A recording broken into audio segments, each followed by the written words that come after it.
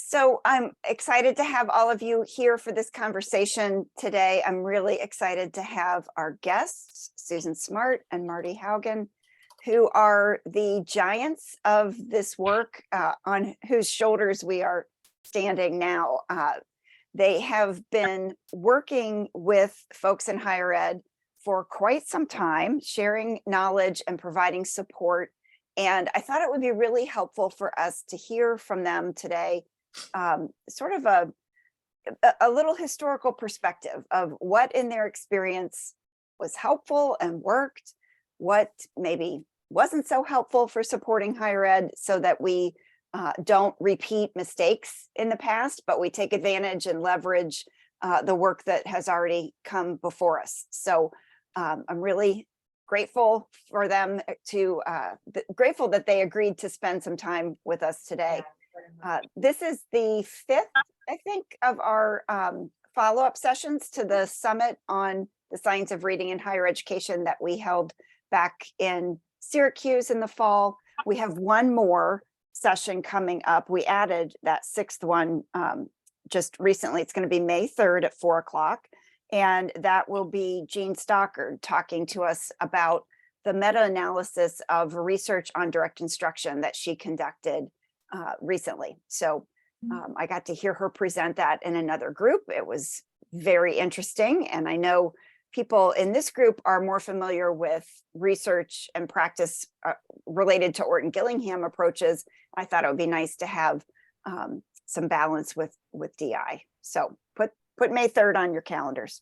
Okay, I'm going to be running the slides today for Susan and Marty. So I'm gonna pull those up and then let them take it from here. Thank you, Stephanie. Well, Marty and I are delighted to be here. I'm Susan Smart, and Marty and I are going to be informal, share a few slides with you that walk through a little bit of what we've been doing for the last 20 years to contribute to the work you're doing today. You all are on the front line. We have the greatest respect for you in changing the lives of kids, and would love to help and support you in any way we can. So let's look at the next slide. Essentially, as Stephanie said, we thank you for what you're doing. We want to talk to you about what we've done over the past 15 and 20 years, technically and specifically. We want to talk a little bit about what we're seeing that didn't work and is not effective. Many of you know exactly what's not working because you see it in your institutions every day. And then we want to just propose some ideas of moving forward. What else might you think about that might be effective? So, Marty, you want to talk about the Higher Ed Collaborative that you started in Texas? We were very fortunate when I was at the University of Texas at Austin at the Meadows Center. I was working with Sharon Vaughn then, and they were one of the few universities that applied for a higher education collaborative grant through Reading First. So we started out really early and we wanted to do the whole teaching and implementing. We started out with 15 members who were like this and not very receptive to hearing anything. And at the end, we had 300 participants from over 100 institutions just in Texas. And they said, it's like a family. It's a reunion every time we got together. Catherine Snow really motivated me to work on this when she said at one of the presentations she did was about abstruse knowledge potentially usable was our goal, to make that knowledge usable for teachers. So let's move on. So some of the things that we did early in HEC that worked was we were able to share that graduates and their students were more likely to be successful when they participated in HEC. And we also, Emily Cantrell, I think she sometimes joins your group from A&M. She actually wrote a paper about this and how the faculty who participated had graduates whose students were doing better. and getting hired and things. So what we did, we had a lot of presentations, and we gave faculty the opportunity to present and to publish and be acknowledged publicly. So that helped them with their promotion and tenure process. And we'll talk about more about this later, but you just have to start with where they are. And sometimes, like when I was working with children who had a lot of behavior problems, and you always say, catch them being good. Well, that's how it was with professors too. They were great at read alouds. And so we could always start there and build on there and reinforce, and just lots of listening. We never told them what to do. One thing we did do was we did share research, and they would bring their research also. So if they were really whole language, give them books and surround them with books, and they'll learn to read. We would say, great, show us the research on that, very sincerely. And we would discuss it. And a lot of education people don't understand how to evaluate research. So the other thing we do, we can go on to the next slide. Well, that's Susan, but let me just add this one thing. The other thing we did is we included ed psych faculty. If they had a separate bilingual department, we included those people. And so we were able to share that knowledge with each other. Susan? Yeah. Around 2006 or so, I was at Vanderbilt, and Vanderbilt had a grant to be a comprehensive center for teacher quality. Teacher quality was the term that was used in the legislation back in those days. And I want to read a couple of lines from the abstract from the white paper that came from that work. And this is where the innovation configurations came from. Listen to this and see if it sounds familiar. Despite the fact that early reading proficiency for all children has become a national mandate captured in both No Child Left Behind and IDEA, the poor performance of America's fourth graders on national examinations of reading proficiency indicates that the nation is far from achieving that goal, especially for minority students. This is all the more disappointing given the advances in research now that provide a scientific basis for reading instruction that promises to enable nearly all but the most severely handicapped children to become proficient readers by grade 4. We said a little bit more about highly qualified teachers and said if they use scientifically based reading instruction, which is a central requirement in all elementary and special education teachers, that they be prepared to teach reading. So this was written in 2007. So today, could we say the same thing? So part of our concern is how long it takes to do this work, to affect change, and to encourage you not to get discouraged. It takes a very, very long time. And the bits and pieces that we see from the innovation configurations that we developed in 2007 have exploded. The Cedar Center took up the work that we started. And I think there are, Marty, what, 15 or so innovation configurations now? 18. Yeah. 18. When I read the work of Rhode Island and read all of the work the Rhode Island Department of Ed has done, my heart just beats with joy that these tiny kernels of beginning back in the early 2000s are blossoming and are gaining roots. And so that's encouraging. We took the innovation configuration ideas that had been developed by Howard and Roy and said, let's look at reading, the science of reading. Let's look at the characteristics, the goals, the things that need to be taught. Then across the top, let's look at the implementation. Are some schools just mentioning the 5 pillars, all the way over to the fact that they're doing a practicum or field work? So that was our goal. That got us started.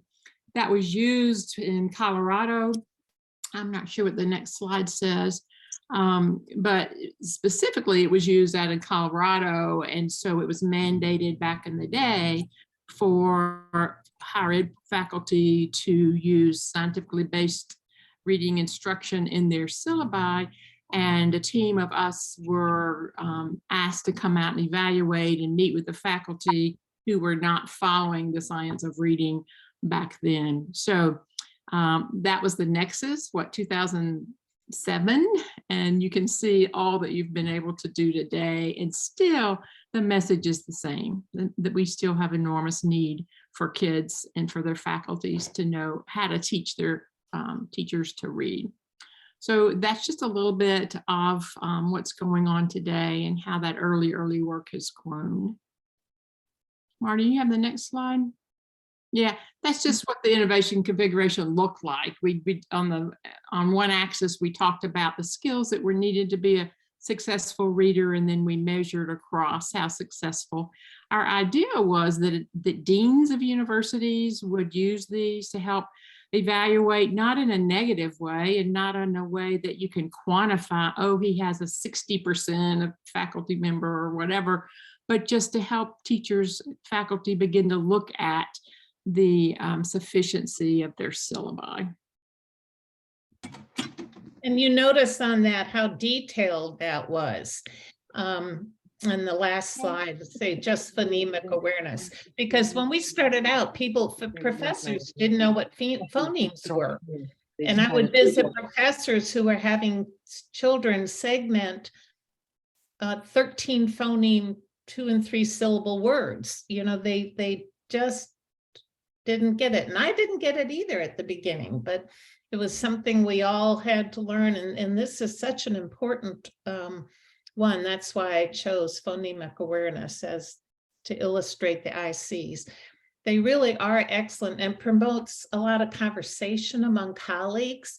And what we found was when they start evaluating, okay, well, who teaches phonemic awareness and all these skills?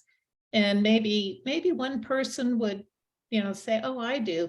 But then you get into some of the comprehension and vocabulary elements of the ICs, and everybody was doing it, and they were all spending a lot of time on it.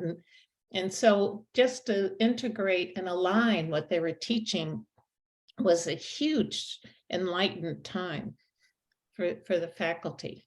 Okay, let's move on. Thank you. I'd love to get some feedback from you, and it's not that big of a group, either through the chat box or raise your hand or whatever. What Susan and I found, what definitely does not work, and when I first took over this was the approach that was being used at the University of Texas. It was, you will. And, you know, nobody likes to be told that. And so we don't do it. We share the research and say, this is what teachers need. Sometimes I would say, if you want your teachers to get hired, this is what superintendents are looking for. That always helped. But we know, we're assuming, we always assume the best in people. And we know teachers are really trying to teach as well as they can and doing what they think is right. No one is intentionally trying to harm kids, even though what they're doing doesn't really help them. Also, we don't want to dismiss the whole idea of this works in my classroom, but it wasn't listed in the NPR report or National Reading Panel, NRP. And some things really do work in certain classrooms with certain teachers, and we all know that. The thing is, with the research, we can't promote that and generalize it with most of this, you know, with one classroom. So that's an issue we have to talk about with the faculty. And the other thing we did is we actually gave stipends to faculty to attend these trainings. We paid for their travel. We put them up in hotels. They didn't have to share a room, which they often do when they go with their colleagues from the university. So we treated them like professionals that they were, and that made a huge difference, I think, in their whole attitude. Any comments about that, or? Okay. Was it Reading First funding that you were using? Yeah, and yes, at the beginning, and then we got funding from the state to continue it and move it to the secondary level also. So we had the English and secondary special ed teachers in another kind of collaborative. And then the last 10 years or so, I was with the University of Florida, not quite that long, and they had the Cedar Center. And so we did some work also through that. Marty, there's a funding question money's- in the chat. Oh, Yeah, go ahead. there's a question in the chat. Did you see both the top-down and silo issue where there is not collaboration in your work? Yes, most of the time, I must say, there's a top-down, but also a huge silo between general ed and special ed. They don't often talk at all together. And then when you get the other departments, depending on how the university is organized, like the English learners, some places that is a separate department, and the ed psych or the curriculum and instruction. And they're all separate silos. And so to get them to actually sit at a table and work together is itself a major achievement. And as you all know, a lot of egos are involved, and we need to respect all the great work that these people have done and that they can do. I really like that idea of encouraging the participation of folks from other programs. How did you make that happen? Did you extend those invitations? Did you encourage the, let's say, elementary ed faculty to invite their colleagues, or what were the logistics? Yeah, we had a couple of ways that we did that. First, we had an advisory of about 15 faculty members. So not every university was represented, but these were people who would have time to work with us in planning. And many of these ideas came from them and were presented as their ideas. And then all we needed was one or two institutions to try it out. And then they would report back like, oh, I had no idea that so-and-so in Ed Psych does this kind of research. He's going to come and talk to my class. We actually had people doing partner teaching together. And it was very exciting to have a special ed and a general ed person teaching reading and how do you differentiate. And then when we got into RTI later on, that became even more important.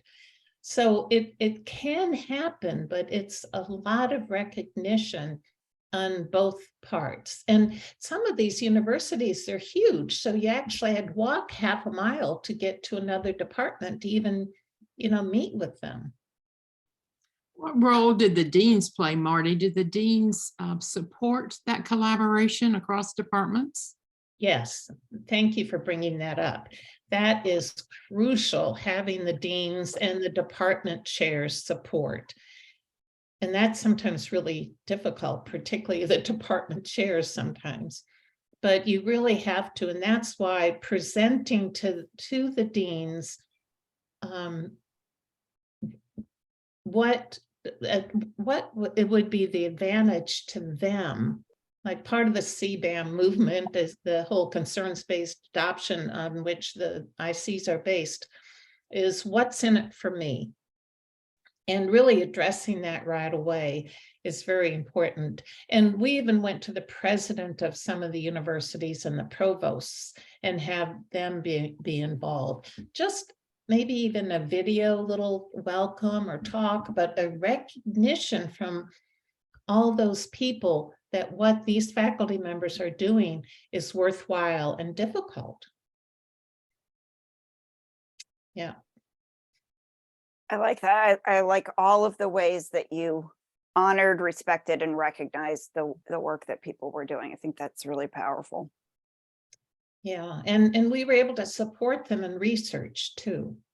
Just with at some of the smaller universities, I don't know about all of yours, they don't really have mentors or people who have big grants like the Research One institutions do.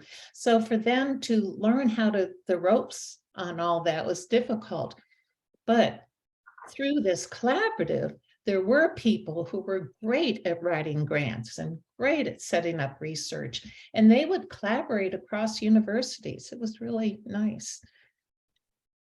We have a couple other questions. Maureen, do you want to go ahead and ask your question? Yeah, thank you so much. Thank you for sharing all this institutional historical knowledge with us. It's almost like living the past again and wishing that we weren't doing it, wishing that we had moved on. So I really appreciate everything that's particularly on this slide, because I think it's really good adult coaching, thinking about how adults learn. My question, and I may be jumping the gun a little bit, but what, if you can answer these questions, what kind of barriers did you see once you got people on board with, I'll say, buying into the research, appreciating the research, seeing any needs for changing their thinking, when those are the people that were in the room. But back at the ranch, we have, I think in all the university programs, we have a lot of adjuncts. Okay, so just getting the syllabi all in order and getting the people in the, in the university who have worked with you is just step one. So I don't know if you can address that. Additionally, how did you see the like the theoretical or the research to practice gap closing? So, I'm concerned not just with, the first step, getting everybody on the same page with what we teach, but then how did you deal with what people do with what they're learning? Okay, because sometimes we send, even with the best of intentions, students out into student teaching placements, and it breaks your heart when they come back and they go, oh, well, we found out how you really do it. Okay, so which is really not what they should be doing. I wasn't allowed to do what you taught me. Exactly. And then the third piece, and I'm sorry to be unloading all this. The third piece is, and not intending to offend anyone, but a lot of us who are in higher ed haven't seen the inside of a classroom in a long time and haven't dealt with, now particularly this is a little bit different, more complicated than it was back when we were in early reading success and reading first, et cetera. But not having been in classrooms or teaching in the context of not just the past 3 years, but the past 10 years. And I bring that up because I didn't appreciate it myself when I was in higher ed on my first go around. And then I left and I spent 10 years in schools as an administrator, as a literacy administrator in large districts, and then as an assistant superintendent. Oh yeah, the last 3 years were a lot of fun with that. But, I feel that was probably one of the best things that ever happened to me, because coming back into higher ed in leadership and literacy, it's like, it's scary how really little conceptual understanding a lot of folks who haven't been in classrooms either in the past 3 years or the past 10 years really know about what it's really like to be teaching right now. So I know that was complicated. I'm really looking, how did you deal with the research to practice? How did you deal with the fact that you could get people on board, but then we have adjuncts, and then faculty experience with what's going on in classrooms? Wow. Should I start with that, Susan?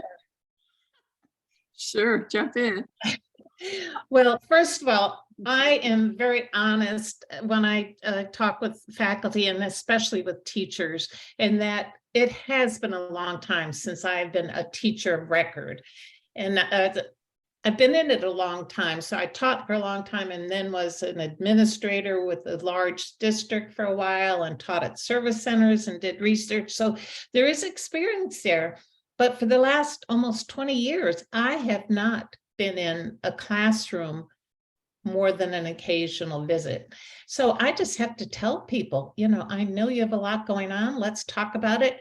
And there's that other thing from the CBAM is what concerns you the most? I need to know what your concerns are because I'm not there and every classroom is different anyway.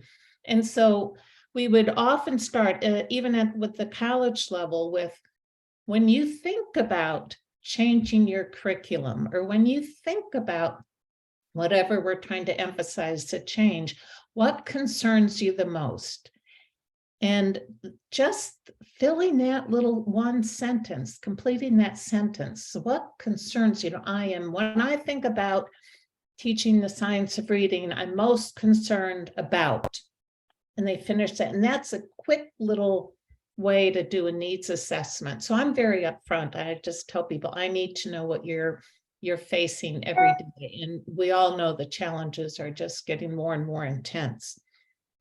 The other thing about with the student teachers in the schools, somebody has to talk with the superintendent and the department, with the other people in the department, and especially with that supervising teacher, whoever's going to be the mentor teacher, whatever you call it there, and be very upfront. This is what I'm expecting, and what are you expecting from the student teacher, and really comparing your notes. And there's a lot out there. The Cedar Center actually has some really good information about how to facilitate that conversation, to clarify what these poor candidates are expected to do, and to lower their stress also.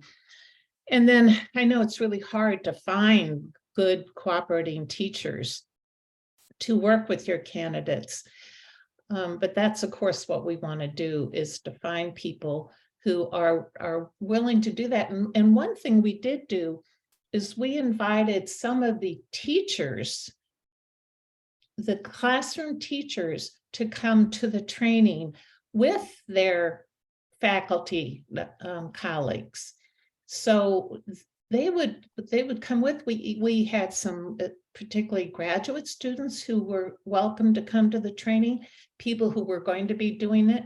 Of course, adjuncts they'd have to be released from their day job, but so we tried to be very inclusive. And the other thing about the implementation, I and my team would actually go and sit in classrooms. We weren't observing to evaluate. We were, with the faculty members' permission, we would go and we would just work with them or model, just like you do with the classroom teacher.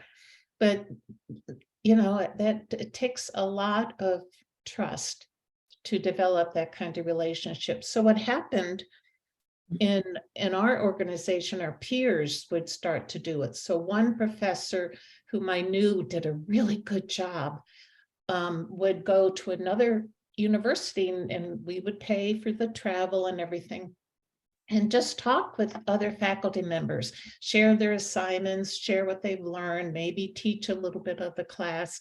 And that went a long way, because they would always talk among themselves and develop relationships that really were maintained. Adjuncts, I'm sure many of you have good ideas. I think every adjunct needs a faculty member to work with them and mentor them in a way. Adjuncts are so valuable because they're often teachers who are really in the mix of it, but they just have to be in line with what the university's goals are and expectations also. So it's a lot. Susan? Yeah, I think you've done a good job. I think we could talk to Maureen at length. You all may want to exchange emails to continue the discussion. But I think our next slide is kind of, where do we go from here? Our idea is that we've given you some ideas of what things that were effective back in the day. When I went to IDA, I think back in September or October, I met with 5 different people. I scheduled appointments to say, we got the new NAEP scores. Things are no better than they were. What do we need to be doing? what can we be doing? We've worked very hard as reading professionals for decades now, but the NAEP scores as one indicator don't show the improvement that we want to see for our kids. And Sharon Vaughn, whom you all know and respect, said of all the things I've done in my 40 years of work and at University of Texas in Austin, it was the Higher Ed Collaborative. If you can do one thing, Susan, do a higher ed collaborative. So part of our presentation with you today is just to present this idea. It certainly is a valid idea. And if you could take bits and pieces of it, what would it look like in your state, in your community, in your university? So this slide is kind of one of those getting started. You know, what kind of things might you do in your institution or in your organization? How would you take some of the pieces from the Higher Ed Collaborative and incorporate them? Something to think about. We can talk about it. What would be the essential components? Things you've heard us talk about today that would be essential. If we've talked about 10 things, what might be the first 3 things you would consider as you begin to grow your own Higher Ed Collaborative or a hybrid version? And then what might the next steps be? So we don't have a lot of other things to present with you, but this might be a good time to think about. I mean, Marty's given us some ideas. If you want to think about this, how might you get started? Yeah, here are, we can go on to the next slide. And I think we've talked about it, a lot of these things, the support of the dean, the faculty. You have to have a budget, and however you're going to get that money, and then conduct a needs assessment. And one thing we found really helpful is you get all the data together from the local public schools where your candidates are most likely to go teach. And what's going on with those student scores? What's going on with the passing rates of your candidates on the various tests they have to take? And just a needs assessment. In one school, it was so poignant. The dean came in and said to all the faculty, and there was some lack of agreement about where we were going. And she said, you know, 2 superintendents told me this morning that applicants from our program are put in the bottom of the pile. They're the last they want to hire. And that took them aback. And then she got into talking about the data, and we had buy-in and what we need to do. So those partnerships, you want a partnership with the state like you're doing, and other entities like service centers or comprehensive centers, whatever you call them. The advisory is really important because, again, you're not doing this with them. It's collaborative. And then the data that I had already mentioned. Yeah. There's a lot more. So then we talk about, so what's in it for me? Why should I, as a faculty member, so overworked and so busy, participate in this kind of thing? And so we gave them lots of research materials. Almost every time they came to a meeting, we gave them a book. And then all the collaborative opportunities. They loved dialoguing with the experts. And one quick story, we had Reed Lyons come and talk to us about the research. So some of the faculty actually approached me before the meeting and said, I literally have tomatoes. I am going to throw at him. Several of these faculty, they said, I am so angry at what he has to say. And I said, oh, just, give him a chance, And of course, he won them over.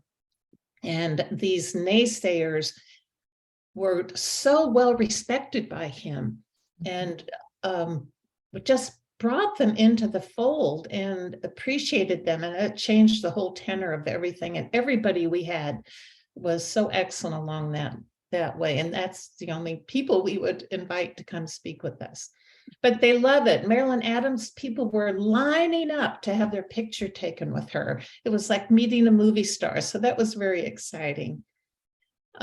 They would share syllabi, they visit each other. We talked about that. And then there's the Binks Cantrell. She was Binks at the time article. Yeah. And next.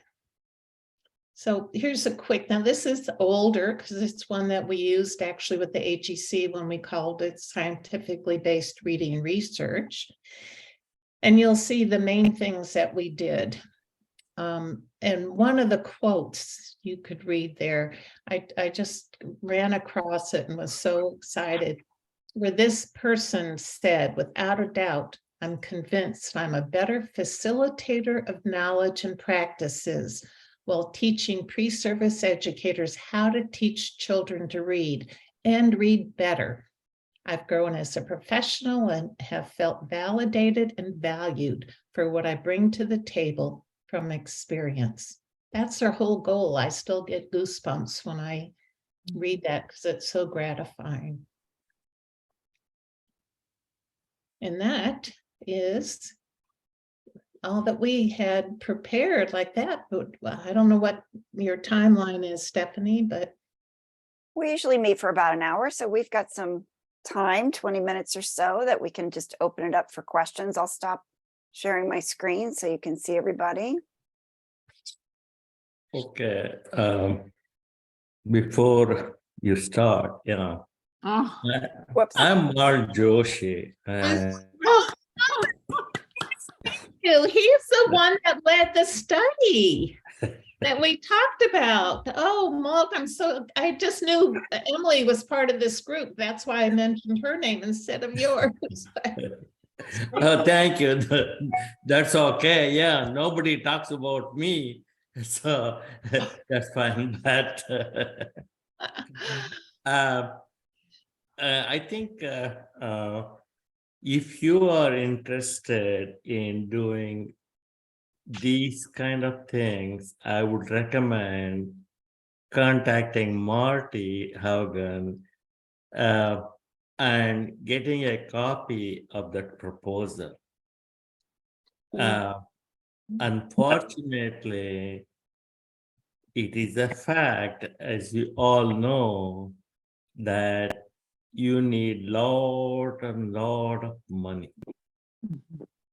And I think Marty, if I'm not mistaken, had about $4 or $5 million. I don't remember.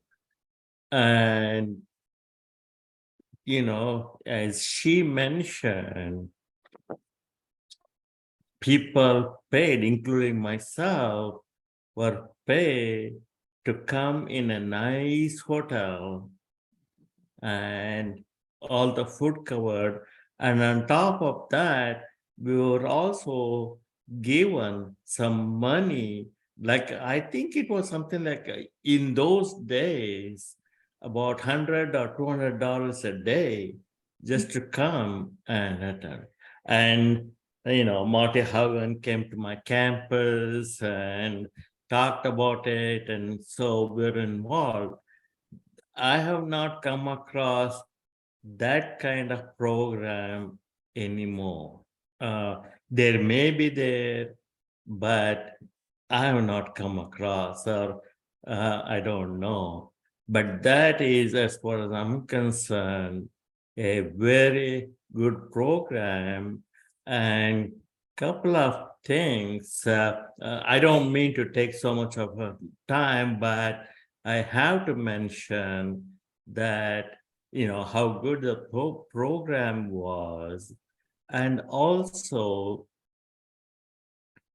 that, you know, it's amazing.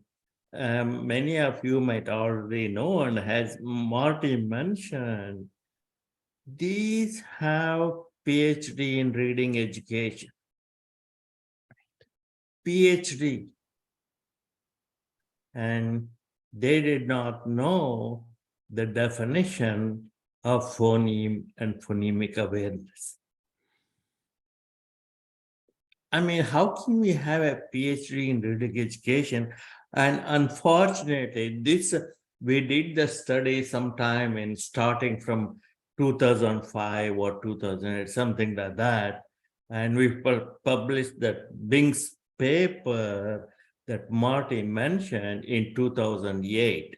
So we had collected the data in 2005, and unfortunately, things have not changed to this day. We are interviewing to hire some faculty members, and one of them didn't even know how do you teach the basic decoding. All I want is tell me some idea about decoding. The responses were like, I will ask my student, we will do a meeting, we will do with a group. If you are asking students, then why do you need a faculty member? And, you know, we have analyzed the textbooks that are used in the pre-service teachers, and they don't cover phonemes and phonemic awareness, many of them.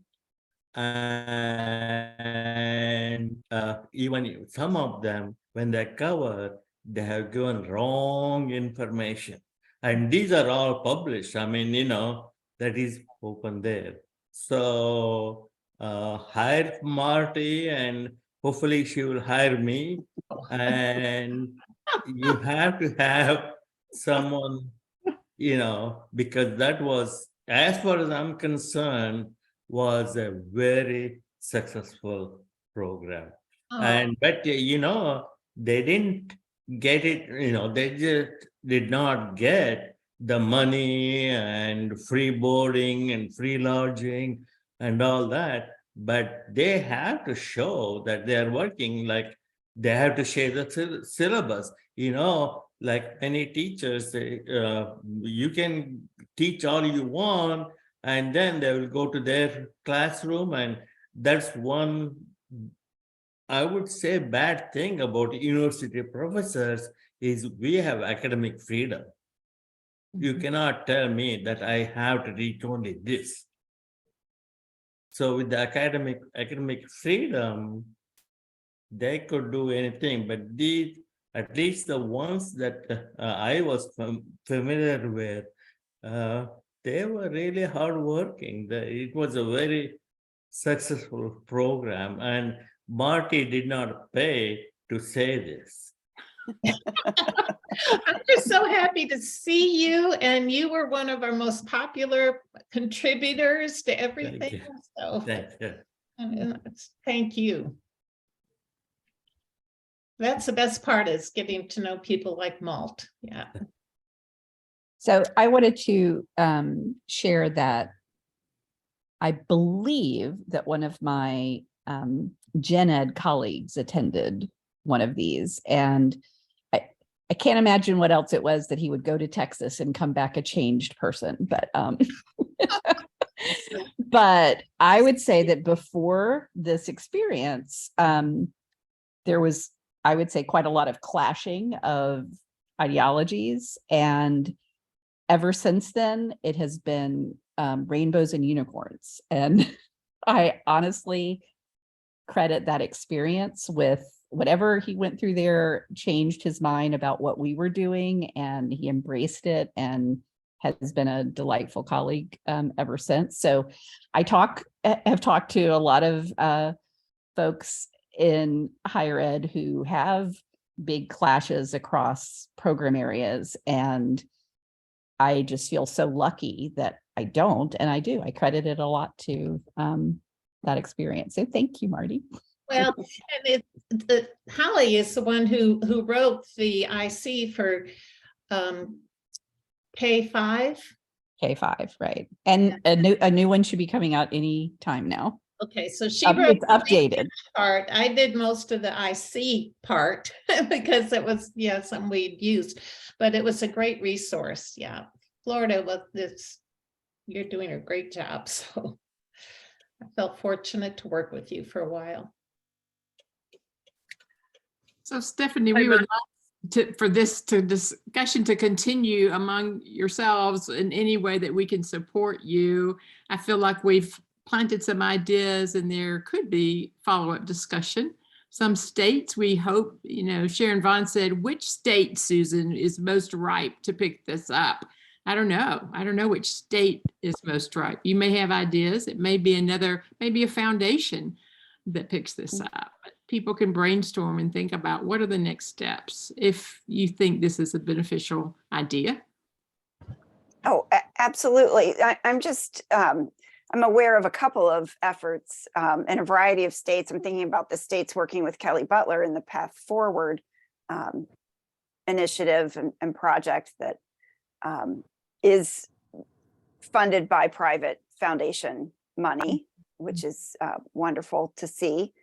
I'm thinking about states like Pennsylvania. I don't know if anybody's here today from Pennsylvania, where they've really laid these same kind of roots to establish collaboration across higher ed programs within Pennsylvania. And I'm wondering if anybody's state is taking the approach of doing something like this related to their literacy improvement legislation or their dyslexia legislation, because to me, that seems like a natural a way for a state level Department of Education, for example, to roll out something like this collaborative. So Stephanie, this is yeah, Mary hi, Mary. Winterston. Hi. So yeah, we are actually targeting 5 states because of dyslexia legislation, and starting the conversations with the State Department and some universities. Great. And tell everybody who the we is, Mary. Oh, IDA, the International Dyslexia Association, because of Pennsylvania or what's going on there. They are like our pilot state. So we're learning from them and trying to figure out how we can replicate this. And so that's why in the chat box, I was trying to figure out if there's already some collaboration with some universities. If we already know of some and we're targeting these states, that might be something that helps us to get into that, and trying to find some grant money or some nonprofit that's going to help with this initiative. Yeah, Ohio has had a lot of statewide collaboration among our higher ed entities. You probably already know about that. Yeah, Mississippi and Alabama. Yep, absolutely. I'll give you a report on California next week. I'm finding out more about that because they have some grants to work with faculty also. Good luck. Boy, oh boy, do they have, I'll just say one thing that I'm shocked by that's an impediment in California is the variety of different standards that higher ed is expected to align to. It's mind blowing. So yeah, I hope you can straighten that out. Yeah, there, Marty. I'm sure they'd appreciate it. Any other questions for these folks, or things to share, thoughts about next steps? Is there anything in the chat? I haven't been watching. Amy, is there anything we need to address or bring up? Feel free to unmute yourself and ask your question yourself. There was one, I'm trying to go back. It was a question around collaboration with departments of education, and how do you see the role of the Department of Education being supportive of this work? I'm not stating it exactly because now I can't find it, but if you ask that question, feel free to elaborate. that's ideal if you have their support. Yeah, so that was me, and I was thinking about the work. So I used to be at the department in Arizona, and the work with the dyslexia legislation since then, and trying to figure out with the CEDAR work and the higher ed and the department, if there's any kind of additional collaboration going on beyond the CEDAR project. Has that grabbed hold? Is it moving forward? I know most of that was in special ed, thinking about general ed and the collaboration between general ed and special ed, or even ed psych. Yeah, I haven't been involved with CEDAR for the last few years. Maybe Holly or someone else can. I know when I was, some really wonderful things were happening at several of the universities. I live in Los Angeles now, so I hope to find out more, but Holly, are you still there? Yeah, sorry, I was distracted. What was the question? Well, about Cedar maybe, and what they're doing. Do you want to ask it again, Mary? Yes, it was just whether or not the work that you're doing with the collaboration in the Cedar, if that's taking hold and growing either in other states or within the state, and what they're doing. I just know that not every state got that Cedar grant, right? There was only those that were in the targeted. And so I was just wondering if that's part of this work, and can it help in growing this effort? Yeah, so and I'm not actually a part of Cedar. I do a lot of work with them, but a lot of the work within a state with Cedar is driven by the state's needs. And so if they identified reading as an area of specific need, that would be an area that they would get specific support with. And it's something that is anybody here involved with their state's Cedar efforts? Just a couple of people. So that is something, as far as I know, they just got refunded. And as far as I know, there will be additional states added with this next round of funding. So if your state is not involved with that, it might be something to inquire about. Wish I had more details to share. Another source may be the Reading League. Kirakudo now is doing supporting education practices in the states. So she may have a lead on what's going on from state to state, Mary, that would be helpful. Melinda, do you have a question or comment? I'm Melinda. I am currently a first grade teacher in Indiana, and I'm also a doctoral student. And I host a lot of student teachers out of the nearby university here. And speaking very much to what's been talked about today, I struggle with having all these college kids fresh out of their coursework come into my classroom and just have no idea what I'm talking about when I speak to them about all things literacy. And so I want to focus my doctoral research and dissertation work on higher ed. And you guys have given me a lot of great ideas today.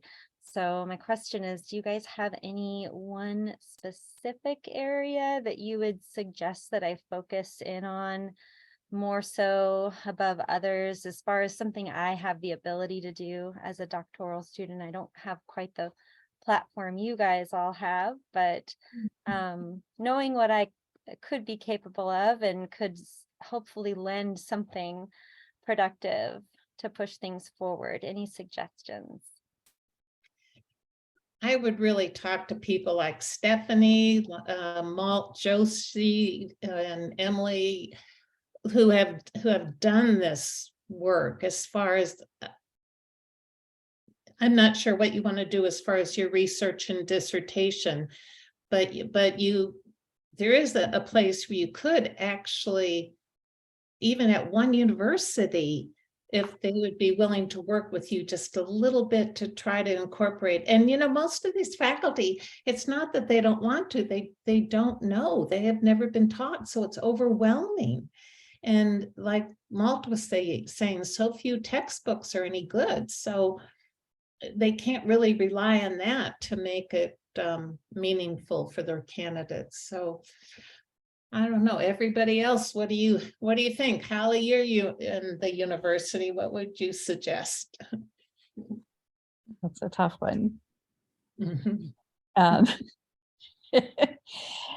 think that looking into the specific practices that are being used in universities that are successful in their teacher preparation could be really valuable, because I think that how reading science gets communicated even across different effective programs is very different. And it's not enough just to know the content, it's how you actually teach teachers to implement that content. So, digging deep into a successful program or some, range of successful programs could be really powerful. I would just like to build on that, Holly, because that kind of resonates with what I was asking about before. And really, trying to find out what's the secret sauce between the content and the practice that these successful programs have. How do they support operationalizing the science of reading in that pre-service environment before those students come to somebody like you in your classroom? I think that's the missing piece. If you could figure out an assessment for comprehension, you're all set.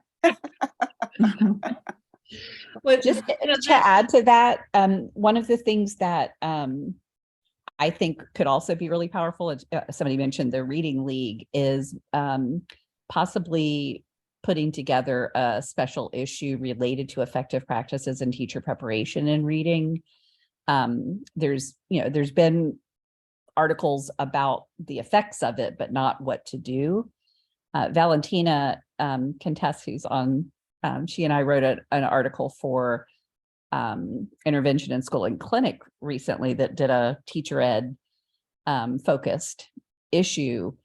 And it was all about those kinds of issues. And I think that we just don't see enough of that, how to teach teachers, how to teach reading, what are some successful practices, give me some examples of things that I can do. Just another way to move forward. Thank you so much. Appreciate it. Melinda, I am a professor at an Indiana university, and I would love for you to contact me, and maybe you can use some things that we're doing I would love to. as an idea. Sounds So great. I'll put my email in the chat. Thank you so much. Great connection for you.